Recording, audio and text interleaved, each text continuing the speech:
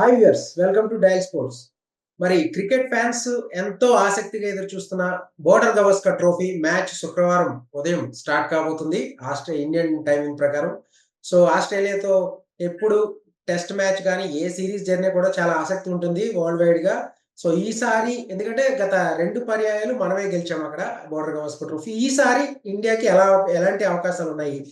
Series మూడోసారి hat trick కొడుతుందా team India? దీనికి సంబంధించి మనతో మాట్లాడడానికి, ఆయన ఒపీనియన్ షేర్ చేయడానికి ప్రస్తుతం మనతో ఉన్నారు sports commentator, sports analyst, senior analyst C Venkatesh గారు. సో వెంకటేష్ గారు, నమస్తే అండి. నమస్తే Nagesh. So border Gavaskar trophy ఎట్లా ఉండిపోతుంది ఈసారి? 2 వైపుల నుంచి కూడా అటు ఫ్యాన్స్ లోను క్రికెట్ ఎక్స్పర్ట్స్ లోను చాలా అంచనాలు ఉన్నాయి. సో మీరేమంటారు? ఎప్పుడు ఒక టెస్ట్ సిరీస్ కి ఇంత ఇంట్రెస్ట్ జనరేట్ కావడం చాలా అరుదుగా చూస్తాం. కానీ మనకి ఆస్ట్రేలియాకి ఉన్న రైవలరీ తర్వాత లాస్ట్ 2 టైమ్స్ ఇందాక మీరు చెప్పినట్టుగా మనం ఆస్ట్రేలియా వెళ్ళి వాళ్ళని అక్కడ ఓడించాం. ఈ నేపథ్యంలో చాలా ఇంట్రెస్ట్ జనరేట్ అవుతుంది. అందులో ఇది లాంగ్ సిరీస్, 5 మ్యాచ్ల సిరీస్. 5 మ్యాచ్ సిరీస్లో మన టీం ఎలా పర్ఫామ్ చేస్తుంది. తర్వాత ఇంకొక క్వశ్చన్ ఏముందంటే అందరి దృష్టిలో విరాట్ కోహ్లీ, రోహిత్ శర్మ ఫామ్. ఇటీవల మన ఇండియాలో జరిగిన టెస్ట్ సిరీస్లో ఇద్దరు కూడా చాలా యావరేజ్ పర్ఫార్మెన్స్ చూసాం. సో వాళ్ళు మళ్ళీ ఫామ్ అందుకుంటారా అనేది కూడా చాలా ఈగర్గా ఫ్యాన్స్ అందరూ కూడా వెయిట్ చేస్తారు. ఓకే, అయితే సహజంగానే ఆస్ట్రేలియా పిచ్లు అంటే మనం ప్రత్యేకంగా చెప్పుకోని అవసరం లేదు. ఒక పేస్ అండ్ బౌన్సీ వికెట్స్ ఉంటాయి. సో పెర్త్ టెస్ట్ తోనే మనకి అసలు సిసలు సవాల్ స్టార్ట్ కాబోతుంది, ఎదురవబోతుంది అనేది చాలా మంది అంచనా వేస్తున్నారు. మీరేమంటారు? డెఫినెట్గా పెర్త్ ఎప్పుడు కూడా అక్కడ పేస్ అండ్ బౌన్స్ ఉంటుంది. తర్వాత ఫాస్ట్ బౌలర్స్కి హెల్ప్ఫుల్గా ఉంటుంది. మన పాస్ట్ రికార్డ్ చూసుకున్నా కూడా పెర్త్లో మనం ఆడిన మొత్తం 5 టెస్ట్ మ్యాచ్లో ఒకే ఒక టెస్ట్ మ్యాచ్ గెలిచాం. సో ఆ నేపథ్యంలో పెర్త్ ఒక్కటే కదా, తర్వాత పింక్ బాల్ టెస్ట్ ఉంది అడిలైడ్లో, ఆ తర్వాత బ్రిస్బెయిన్లో కూడా చాలా పేసీ వికెట్ ఉంటుంది. సో ఫస్ట్ 3 టెస్ట్ మ్యాచెస్ మన బ్యాటింగ్ లైనప్ని చాలా టెస్ట్ చేస్తాయి. సో ఒక పెద్ద అగ్ని పరీక్ష అని చెప్పాలి మన బ్యాటింగ్ లైనప్కి. ఎందుకంటే ఆల్రెడీ ఈవెన్ ఇన్ ఇండియన్ ట్రాక్సే మన బ్యాటింగ్ లైనప్ చేతులు ఎత్తడం చూసాం మనం. సో పెద్ద ఛాలెంజ్ మన టీంకి. సో దీన్ని ఎంతవరకు ఓవర్కమ్ అవుతారు అనేది చూడాలి. ముఖ్యంగా ఏంటంటే ఆస్ట్రేలియాలో మీకు పేషెన్స్ కావాలి. పుజారా టైప్లో ఆడాల్సిన ప్లేయర్స్ అవసరం. కానీ పుజారాని వద్దనుకున్నారు మన టీం. మరి ఆ పుజారా కైండ్ ఆఫ్ ఇన్నింగ్స్, అలాంటి ఒక లాంగ్ ఇన్నింగ్స్ ఆడే ప్లేయర్స్ ఈ టీంలో ఉన్నారనేది అది మేజర్ క్వశ్చన్ గా మనకు అనిపిస్తుంది.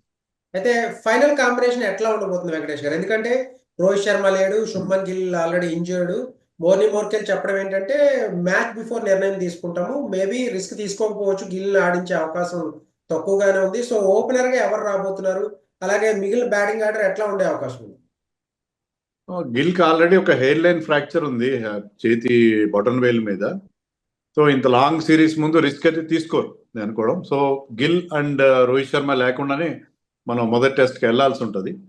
మరి ఈ నేపథ్యంలో మనకి డెఫినెట్గా చాలా డిఫికల్ట్ ఓపెనింగ్ స్లాట్ ఫిల్ చేయడం. ఎందుకంటే థర్డ్ ఓపెనర్గా తీసుకెళ్లిన అభిమన్యు ఈశ్వరన్ ముందు ఆస్ట్రేలియా ఏతో జరిగిన మ్యాచ్లో టోటల్గా ఫెయిల్ అయ్యాడు. అతనికి ఎక్స్పీరియన్స్ కూడా లేదు. So in all likelihood KL Rahul, జైస్వాల్తో కలిసి ఓపెన్ చేస్తారు. అతనికి ఉన్న ఎక్స్పీరియన్స్, ఆస్ట్రేలియన్ కండిషన్స్లో ఆడిన అనుభవం కూడా ఉంది కాబట్టి కేఎల్ రాహుల్ ఓపెన్ చేయొచ్చు అని అనుకున్నాం. అలాగే దేవదత్ పడిక్కల్ని కూడా టీంతో కంటిన్యూ చేస్తున్నారు. సో లెఫ్ట్ హ్యాండర్ ఎప్పుడు కూడా అక్కడ యూస్ఫుల్. ఎందుకంటే ప్యాట్ కమిన్స్ లాంటి బౌలర్స్ లెఫ్ట్ హ్యాండర్స్కి అగేన్స్ట్గా అంత ఎఫెక్టివ్ కాదు. సో ఒక లెఫ్ట్ హ్యాండర్ అట్ నెంబర్ 3 ఉంటే బాగుంటుందని చెప్పి కూడా టీం భావిస్తున్నట్టుగా ఉంది. సో దేవదత్ పడిక్కల్ నెంబర్ 3లో ఆడొచ్చు. ఒక్క క్వశ్చన్ ఏంటంటే నెంబర్ 4లో విరాట్ కోహ్లీ, నెంబర్ 5లో పంత్ ఆడతారు, నెంబర్ 6లో ఎవరు ఆడతారు అనేది అది కూడా ఒక డైలమా ఉంది ఇండియన్ టీంకి. ఎందుకంటే రెగ్యులర్గా బ్యాటింగ్ చేస్తున్న సర్ఫరాజ్ ఖాన్ ఒక 100 తర్వాత న్యూజిలాండ్తో తర్వాత 2 టెస్ట్ మ్యాచ్లో ఫెయిల్ అయ్యాడు. సర్ఫరాజ్ ఖాన్ కొనసాగించాలా, లేకపోతే ఆల్రెడీ ఇండియా ఏ తరఫున చాలా బాగా బ్యాటింగ్ చేసిన, ఆస్ట్రేలియాలో బాగా బ్యాటింగ్ చేసిన ధ్రువ్ జురెల్ని ఆడించాలా, వీళ్ళిద్దరిలో ఎవరిని ఆడించాలనేది పెద్ద క్వశ్చన్ మార్క్గా మనకు అనిపిస్తుంది. ఇంకా ఆల్రౌండర్గా కూడా ఎవరిని తీసుకోవాలి? స్పిన్ బౌలింగ్ ఆల్రౌండర్ జడేజానా, లేకపోతే వాషింగ్టన్ సుందర, అశ్విన్? ఇది కూడా ఒక పెద్ద సమస్య. నితీష్ కుమార్ రెడ్డి డెబ్యూ చేయడం అయితే ఆల్మోస్ట్ సర్టన్గా కనిపిస్తుంది. ఎందుకంటే 4 స్పెషలిస్ట్ ఫాస్ట్ బౌలర్స్తో వెళ్తే మన టెయిల్ చాలా లాంగ్ అయ్యే ప్రమాదం ఉంది. అందుకని నితీష్ కుమార్ రెడ్డిని 4th సీమర్గా యూజ్ చేస్తారు. సిరాజ్, బుమ్రా అండ్ ఆకాష్ దీప్ ఆర్ ప్రసిద్ధ్ కృష్ణ వీరిద్దరిలో ఒకరు 11లో ఉండే అవకాశాలు కనిపిస్తుంది. అంటే హర్షిత్ రాణా కూడా కంటెండర్ గా ఉన్నాడు. గంభీర్ ఆల్రెడీ అతను బౌలింగ్ చూశాడు ఈ కోల్కతా నైట్ రైడర్స్ కి మెంటర్ గా ఉన్నప్పుడు ఐపీఎల్ లో. మోస్ట్లీ అక్కడ పెర్త్ పిచ్ కండిషన్స్ కి హర్షిత్ రాణా బెటర్ అనుకోవచ్చా, ఆకాష్ దీప్ ఆర్ ప్రసిద్ధ్ కృష్ణ బెస్ట్ అనుకోవచ్చా? ఒకటి నరేష్, అక్కడ మనకేంటంటే బౌన్సీ ట్రాక్ ఉంటుంది, అక్కడ ఎక్స్ట్రా హైట్ అనేది అవసరం.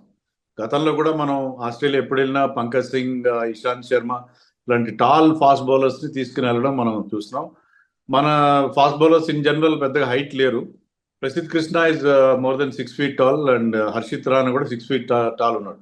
సో వీళ్ళిద్దరిలో ఒకరు ఆడే అవకాశం కాదు. Either it could be Prasidh or Harshit Rana, ఎందుకంటే ఆ బౌన్స్ ని యూటిలైజ్ చేసుకోవడానికి ఆ హైట్ ఫ్యాక్టర్ కూడా కొంతవరకు పనిచేస్తుంది. మీరు ఆస్ట్రేలియా బౌలింగ్ అటాక్ చూస్తే మీకు కమిన్స్, హ్యాజల్వుడ్, స్టార్క్ వీళ్ళందరూ కూడా 6'3", 6'4" హైట్ ఉంటారు. సో హైట్ అనేది ఆస్ట్రేలియన్ పిచెస్ మీద చాలా ఇంపార్టెంట్ ఫ్యాక్టర్. సో ఇద్దరు టాల్ ఫాస్ట్ బౌలర్స్ లో ఒకరిని ఆడించే అవకాశం కనిపిస్తుంది. ఓకే. అయితే వెంకటేష్ గారు, మనకి ఈ సిరీస్ సంబంధించి నితీష్ కుమార్ రెడ్డి ఒక చూడొచ్చు, అతన్ని మేము ఖచ్చితంగా పరిగణలోకి తీసుకుంటామని చెప్పేసి ఇవాళ ప్రెస్ మీట్ లో కూడా మోర్ని మోర్కెల్ చెప్పడం జరిగింది. సో నితీష్ కుమార్ రెడ్డికి ఆస్ట్రేలియన్ కండిషన్స్ ఒక ఛాలెంజ్ గానే చెప్పాలి. సో ఎంతవరకు అతను యూటిలైజ్ చేసుకునే అవకాశం ఉందంటారు? రీసెంట్ గా ఇండియాతో జరిగిన మ్యాచ్ లో పర్వాలేదు అనిపించినప్పుడు కూడా అసలైన ఛాలెంజ్ మేజర్ బ్యాటర్లు ఏదైతే ఆస్ట్రేలియాతో ఆ పెర్త్ టెస్ట్ పిచ్ మీద ఆస్ట్రేలియా మేజర్ బ్యాటర్లు ఉన్నారు కాబట్టి ఎంతవరకు అతను సక్సెస్ అవుతాడు అనుకోవాలి ఒకవేళ డెబ్యూ చేస్తే. నితీష్ కుమార్ రెడ్డి సెలక్షన్ మీద ఇప్పటికే చాలా చర్చ జరుగుతుంది. ఎందుకంటే అతనికి పెద్దగా ఫస్ట్ క్లాస్ క్రికెట్ లో ఎక్స్పీరియన్స్ లేదు. 23-24 మ్యాచ్లు మాత్రమే ఆడాడు. First class red ball cricket ఆడాడు అతను. తర్వాత అతను ఇండియా ఏ తరఫున ఆడిన మ్యాచ్ లో కూడా పెద్దగా రన్స్ చేసింది లేదు. వికెట్ కూడా ఒకే వికెట్ తీసినట్టున్నాడు 2 మ్యాచ్లు. సో మరి ఎందుకు అతన్ని పుష్ చేస్తున్నారని చెప్పి కొంతమంది మాజీలు, దొడ్డ గణేష్ కానీ, జతిన్ పారాంజ్పే ఇలాంటి వాళ్ళందరూ క్వశ్చన్ చేస్తున్నారు. బట్ థింగ్ ఈజ్, నేను ఇందాక చెప్పినట్టుగా మనం 4 స్పెషలిస్ట్ ఫాస్ట్ బౌలర్స్ ఆడిస్తే మీకు టైల్ చాలా లాంగ్ అయిపోతుంది. ఆఫ్టర్ 7 మీదకు బ్యాటింగ్ ఉండదు. బుమ్రా, సిరాజ్ పెద్దగా బ్యాటింగ్ చేసేవాళ్ళు కాదు. ఇది యూజ్ అవుతుంది అనుకోవాలి. డెఫినెట్ గా మనకి 4th సీమర్ గా ఒక ఆల్రౌండర్ ఉంటే అది ఈవెన్ ఆస్ట్రేలియా కూడా నేను అనుకోవడం మిచెల్ మార్ష్ 4th సీమర్ గా పెట్టుకుని they will play only 3 specialist pacers and 1 spinner. So 5 specialist bowlers పెడితే కనీసం దాంట్లో 2 ఆల్రౌండర్స్ ఉండాల్సిన అవసరం మనకు కనిపిస్తుంది. ఎందుకంటే అక్కడ బ్యాటింగ్ కి కండిషన్స్ కూడా అంత గొప్పగా ఉండవు కాబట్టి. సో నితీష్ కుమార్ కి ఇది మంచి opportunity. So in any case is going to play అని అనుకుంటున్నాం మనం. మనకి ఆల్రెడీ ఇండికేషన్స్ కూడా ఉన్నాయి నితీష్ డెబ్యూ చేయబోతున్నాడని చెప్పి. అతనికి మాత్రం గొప్ప అవకాశం అది, ఎందుకంటే అతన్ని స్కిల్ సెట్ ఉన్న ప్లేయర్స్ ఎవరు టీంలో లేరు. సో అతనికి ఖచ్చితంగా 5 టెస్టులు, ఈ టెస్ట్లో కనుక బాగా పర్ఫామ్ చేస్తే పెద్దగా అతను చేయాల్సిన అవసరం లేదు. 30-40 రన్స్ చేసిన ఒక ఇన్నింగ్స్లో, ఇంకో ఇన్నింగ్స్లో 20 రన్స్ చేసిన, అలాగే 1-2 వికెట్స్ తీయడం, లేకపోతే టైట్గా బౌలింగ్ చేయడం, ప్రెషర్ మెయింటైన్ చేయడం, అలా చేస్తే he has to stick to the basics. చేస్తే ఏంటంటే అతను మొత్తం 5 టెస్టులు ఆడే ఒక గోల్డెన్ ఆపర్చునిటీ అతనికి ఉంది. ఎందుకంటే అతనికి పోటీ లేదు. అలాంటి ఒక సీమ్ బౌలింగ్ ఆల్రౌండర్ టీంలో లేడు కాబట్టి అతని అవకాశాన్ని ఉపయోగించుకుంటే మాత్రం అతనికి పూర్తిగా సిరీస్ అంతా ఆడే ఒక గ్రేట్ ఆపర్చునిటీ దొరుకుతుంది. ఇక్కడే కాదు, నెక్స్ట్ తర్వాత మనం ఇంగ్లాండ్ కూడా వెళ్ళి ఆడుతున్నాం. అక్కడ కూడా మనకి అతను 5 టెస్ట్ మ్యాచ్లు ఆడే ఒక మంచి అవకాశం అతనికి ఉంది. ఓకే వెంకటేష్ గారు, అయితే పుజారా, రహానే లాంటి టెస్ట్ స్పెషలిస్టులు ఈ సిరీస్ లో ఈసారి లేకపోవడం ఎంతవరకు టీం బ్యాటింగ్ ఆర్డర్ మీద ఎఫెక్ట్ పడుతుంది అనుకోవచ్చు? ఎందుకంటే లాస్ట్ 2 సార్లు మనం గెలిచినప్పుడు Pujara was the leading run scorer, Rahane కూడా ఒక అద్భుతమైన పెర్త్ టెస్ట్ లో చూసుకోవచ్చు. ఏదైతే గబ్బాలు పంత్ ఒక హిస్టారికల్ ఇన్నింగ్స్ ఆడే ముందు ఒక పార్ట్నర్షిప్ ఏదైతే ఉందో, పుజారా ఒక లాంగ్ ఇన్నింగ్స్ ఆడాడు. సో అటువంటి బ్యాటర్లు లేకపోవడం మనకి ఈసారి మైనస్ అనుకోవచ్చా? పుజారా డెఫినెట్ గా లాస్ట్ 2 టూర్స్ లో మన విజయంలో అతను చాలా కీలక పాత్ర వహించాడు. దానికి ఎవరికి ఎలాంటి సందేహం లేదు. అయితే ఏంటంటే ఆఫ్ లేట్ పుజారా గతంలో ఉన్నంత ఎఫెక్టివ్ గా బ్యాటింగ్ చేయట్లేదు నిజం. ఎందుకంటే రాహుల్ ద్రావిడ్ ఉన్నప్పుడే అతన్ని టీం నుంచి బయటికి పంపడం జరిగింది. తర్వాత రీసెంట్ గా అతను డబుల్ సెంచరీ చేశాడు. కానీ ఆ నాక్ మినహాయించి అతను డొమెస్టిక్ లో కూడా పెద్దగా రన్స్ చేసింది ఏం లేదు. So we have moved on from Pujara నుంచి మనం ముందుకెళ్ళిపోయాం. ఆ తర్వాత నేను ఏమంటానంటే, సరే గతంలో పుజారా ఆడాడు, మరి మనం మరో పుజారాని తయారు చేసుకోవాలి. నెక్స్ట్ ఆస్ట్రేలియా మనం వెళ్ళినప్పుడు పుజారా ఉండే అవకాశం లేదు కాబట్టి ఈ టూర్లో మనం శుభ్మన్ గిల్లా, లేకపోతే కేఎల్ రాహుల్, సర్ఫరాజ్ ఖానా, లేకపోతే ఇంకెవరో, మొత్తం మీద వీళ్ళెవరు అలాంటి రోల్ ప్లే చేయగలరు అనే కొత్త పుజారాన్ని మనం వెతుక్కోవాలి. రాహుల్ ద్రావిడ్ రిటైర్ అయినాక మనకి పుజారా దొరికాడు. సో పుజారా కూడా ఆల్మోస్ట్ రిటైర్మెంట్ దగ్గరలో వచ్చిన తర్వాత I think we have to search for the new Pujara. అంతేగాని మనం ఈ ఒక్క టూర్లో పుజారాని వాడుకుంటామంటే నెక్స్ట్ ఆస్ట్రేలియా టూర్కి వెళ్ళినప్పుడు మళ్ళీ ఒక ఇన్ఎక్స్పీరియన్స్డ్ నెంబర్ 3తో వెళ్ళే పరిస్థితి కనిపిస్తుంది. సో శుభ్మన్ గిల్ లాస్ట్ టూర్లో కూడా ఆడాడు, బాగా పర్ఫామ్ చేశాడు. అతను నెంబర్ 3లో ఆడుతున్నాడు. అతనికి కూడా ఒక ఇది ఒక టెస్ట్, ఇది ఒక challenge. Pujara type of innings ఆడి, లాంగ్ ఇన్నింగ్స్ ఆడి తన సత్తా ప్రూవ్ చేసుకోవడానికి అతను కూడా ఒక గొప్ప అవకాశం అని చెప్పాలి. ఓకే. అయితే చాలా మంది ఈ బోర్డర్ గవాస్కర్ ట్రోఫీ రాగానే విరాట్ కోహ్లీ ఫామ్ గురించి ఎక్కువ చర్చ అయితే నడుస్తూ ఉంది. సో అతను కొత్తగా నిరూపించుకోవాల్సింది ఏం లేదు. కానీ గత కొన్ని నెలలుగా టెస్ట్ క్రికెట్ తక్కువగానే ఆడాడు ఈ మధ్య కాలంలో. అయినప్పటికీ కూడా అతని ఫామ్ ఆశించిన స్థాయిలో లేదు. సో ఇదే చివరి సిరీస్ కావచ్చు అనేది చాలా మంది చెప్తున్నమాట. సో మేబీ ఆస్ట్రేలియాలో గత రికార్డులు అతనికి అద్భుతమైన రికార్డు ఉంది ఇక్కడ ఈ పిచ్ల మీద. సో హోప్ఫుల్లీ అతను ఈ సిరీస్ లో ఆ కంబ్యాక్ అనేది ఉంటుంది అనుకోవచ్చు. అతని నుంచి మనం ఎక్స్పెక్ట్ చేయొచ్చంట. విరాట్ కోహ్లీ ఫామ్ లో లేడు, అతని పని అయిపోయిందని మాట్లాడుతున్న వాళ్ళు, ముఖ్యంగా సోషల్ మీడియా కీబోర్డ్ వారియర్స్ మర్చిపోతున్న విషయం ఏంటంటే అతను ఫెయిల్ అయింది కేవలం మన హోమ్ టెస్ట్లో స్పిన్ బౌలింగ్ సరిగ్గా ఆడలేక ఫెయిల్ అవుతున్నాడు.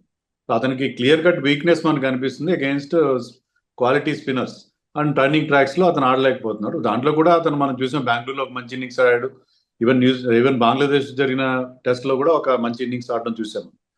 అంతకుముందు సౌత్ ఆఫ్రికాలో లాస్ట్ ఇయర్ చివరిలో మనం ఆడినప్పుడు ఈ స్కోర్డ్ ఒక టఫ్ పిచ్ మీద ఈ scored important 70. So Virat Kohli lack of runs అనేది మనకి హోమ్ పిచ్ల పైన, స్పిన్నింగ్ ట్రాక్స్ పైన మాత్రమే ఉంది. సో అతను అదొక్కటే వీక్నెస్ కనిపిస్తుంది. సో మీరు చెప్పినట్టుగా he has got a wonderful record in Australia. 6 test సెంచరీలు ఉన్నాయి అతనికి. తర్వాత ఎడిలైడ్ లో ఎప్పుడు బాగా ఆడతాడు, పర్త్ లో కూడా చాలా మంచి రికార్డు ఉంది. ఇదే గ్రౌండ్ లో అతను లాస్ట్ టైం 2018లో సెంచరీ చేశాడు. అది తన బెస్ట్ సెంచరీ అని అతను కూడా చెప్తాడు ఇన్ ఆస్ట్రేలియా. సో ఆస్ట్రేలియాలో అతనికి అద్భుతమైన రికార్డు ఉంది. అతని ఓవరాల్ యావరేజ్, బ్యాటింగ్ యావరేజ్ 49 ఎంతో ఉంటే ఆస్ట్రేలియాలో అతని బ్యాటింగ్ యావరేజ్ 53 ఉంది. సో ఇండియాలో ఓవరాల్ యావరేజ్, ఇండియాలో కాకుండా ఓవరాల్ యావరేజ్ కంటే కూడా Australia is having a fantastic average. So అందుకని I have no problem with Virat Kohli. Virat Kohli గతంలో 2016, 17, 18 ఆ టైంలో ఆడినంత గొప్పగా ఆడతాడని మనం ఎక్స్పెక్ట్ చేయడానికి లేదు. Age is catching up with him. But definite గా ఈ టూర్లో అతను మనకి చాలా ఇంపార్టెంట్ ప్లేయర్. అతను ఇంపార్టెంట్ రన్స్ కూడా చేస్తాడు అని నాకు గట్టి నమ్మకం. ఓకే వెంకటేష్ గారు, ఇండియా ఆస్ట్రేలియా ఎప్పుడు ఎక్కడ ఏ మ్యాచ్ ఆడినప్పుడు కూడా ఈ స్లెడ్జింగ్ అనేది, ఆ మాటల యుద్ధం అనేది కంటిన్యూ అవుతూ ఉంటుంది, మనం చూసాము. సో ఈ సిరీస్ లో కూడా ఈసారి కూడా అటువంటి వార్ ఆఫ్ వార్డ్స్ కానీ ఒక స్పైసీనెస్ ఉండే అవకాశం ఉందంట. స్లెడ్జింగ్ కాదు కానీ నరేష్, మైండ్ గేమ్స్ ఉంటాయి. మీరు ఆల్రెడీ చూస్తుంటారు ఆస్ట్రేలియా మాజీలు ఇండియా మీద కామెంట్ చేయడం, ఇండియా చిత్తుగా ఓడిపోతుందని చెప్పడం. అంటే ముందుగానే మన మొరాల్ డౌన్ చేసే ప్రయత్నాలు వాళ్ళు చేస్తున్నారు. ఆన్ ఫీల్డ్ స్లెడ్జింగ్ అనేది మీకు ఐపీఎల్ తర్వాత చాలా తగ్గిపోయింది. ఇప్పుడు చూడండి, మ్యాక్స్వెల్, విరాట్ కోహ్లీ లాంటి వాళ్ళు చాలా క్లోజ్ ఫ్రెండ్స్ అయిపోయారు. విరాట్ కోహ్లీ కూడా గతంలో ఉన్నంత అగ్రెసివ్గా లేడు. ఇప్పుడు వాళ్ళ కెప్టెన్ ప్యాట్ కమిన్స్ కూడా అసలు అతను స్లెడ్జింగ్ ఫాస్ట్ బౌలర్ అయినప్పుడు కూడా అతను స్లెడ్జింగ్ చేసే టైప్ కాదు. సో ఓవరాల్ గా గతంలో ఉన్నంత స్లెడ్జింగ్ ఉండకపోవచ్చు, కానీ డెఫినెట్ గా some needling will be there. ఆ ఫీల్డ్ లో ప్లేయర్స్ ని ప్రొవోక్ చేయడం అన్ని చేస్తారు వాళ్ళు. కానీ గతంలో ఉన్నంత నాస్టీ స్లెడ్జింగ్ అయితే ఇప్పుడు ఉండట్లేదు. బట్ ఖచ్చితంగా Australians are known for that. Australians అనగానే వాళ్ళు చాలా నాస్టీ టాక్ ఉంటుంది. బట్ ఐపీఎల్లో వీళ్ళందరూ కలిసి ఆడుతున్నారు కాబట్టి మోస్ట్ ఆఫ్ ది పీపుల్ కొంచెం ఇప్పుడు Nitish Kumar Reddy and Cummins they are playing for the same team.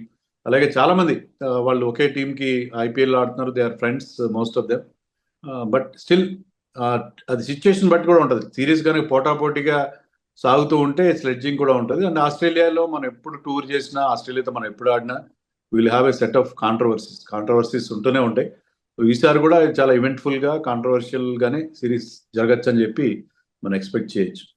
Okay, final గా మీ ప్రెడిక్షన్ ఏంటి ఈ సిరీస్? ఎందుకంటే వరల్డ్ టెస్ట్ ఛాంపియన్షిప్ ఫైనల్ కి వెళ్ళాలంటే టీమిండియా ఖచ్చితంగా 4-0తో గెలవాలి. హోప్ఫుల్లీ ఒకవేళ మీరేమనుకుంటున్నారు, ఒకవేళ ఇండియాకి విన్నింగ్ పర్సెంటేజ్ ఎంత వరకు ఉందంటారు? సో సిరీస్ గెలిచే ఛాన్స్ ఫైనల్ మీ ప్రెడిక్షన్?